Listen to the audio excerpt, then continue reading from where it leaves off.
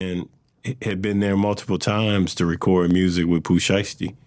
And again, there were other artists that had come there to record music with Pooh Shiesty, and that was the studio that he was working out of in Dallas.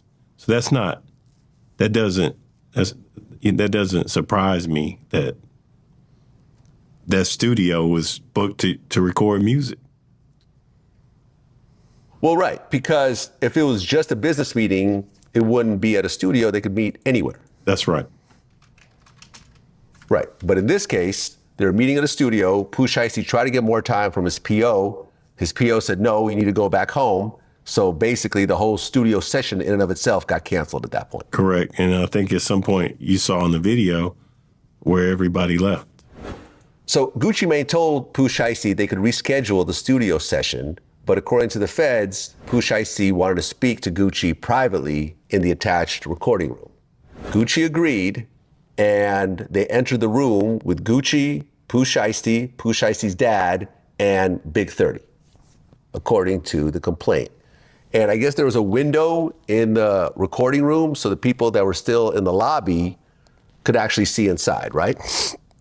That's according to the government. And again, I think this is where our case differs from the defense perspective. I think we have a different view of what happened in that room that day. Okay, so at 3:43 p.m., according to surveillance footage, Pooh Shiesty, Pooh Shiesty's dad, BIG30, Baby Slime 375, KD, CMO Damn Fool, Mookie Roo 375, Glizzy 375, and DeMarcus. Yo, Vlad is so good. Vlad got the lawyer looking like he's the defendant.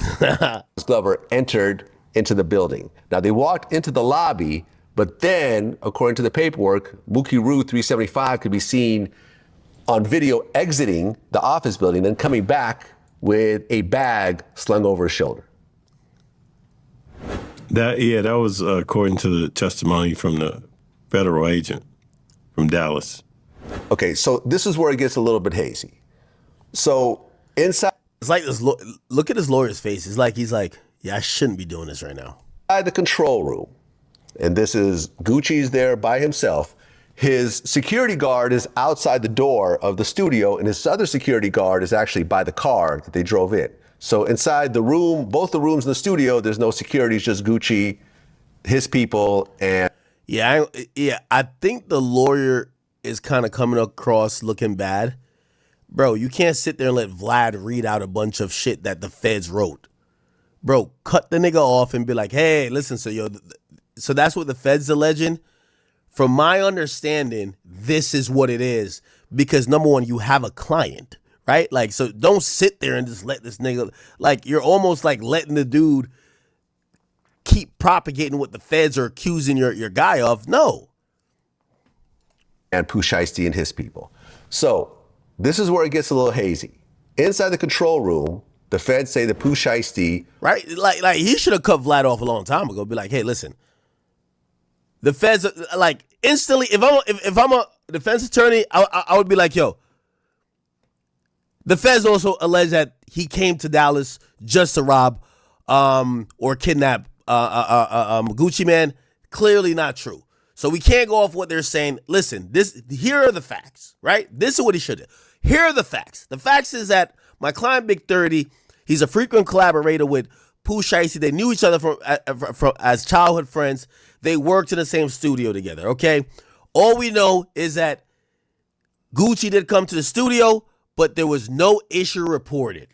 Nothing. That's all you got to do. Cut Vlad off. Because Vlad over here painting the picture. Now we looking at your facial expression. You quiet as fuck. It looks like you're trying to make up a lie. pulled out a contract which point a gun, but they're claiming that he went and got a bag, gave it to Pooh Shiesty, then Pooh Shiesty pulled a gun out of the bag. I can't comment on whether that happened or not. I wasn't there. But again, what? Nigga, you the attorney, nigga. Be like, you sound when we were saying little TJ was involved? You know how little TJ lawyer said, man, that's cap. You're a defense attorney. You get paid to lie for your when I mean lie, like not like lie on the oath. Like you get paid to be like, hey, listen, from my understanding of the facts of that night or that day, my client was not around no guns. my client was not in no situation where nobody was held against their will, and my client was not in cahoots with anyone to do anything to anyone. Matter of fact, my client not signed to 1017 at all. Why would he give a fuck about what's going on? That's what he's supposed to say. It goes into this narrative that we have a very different view of the facts versus the federal government. Okay. Well, as the complaint goes on, they're saying that Pooh Shiesty demanded that Gucci Mane sign the release paperwork. And then at one point, Gucci Mane did sign, and Pooh Shiesty gave the paperwork to his dad.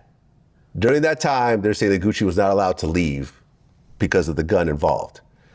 Now, as Gucci is signing the release paperwork, they're saying that BIG30 pulled out a cell phone and started to record Gucci signing over the paperwork.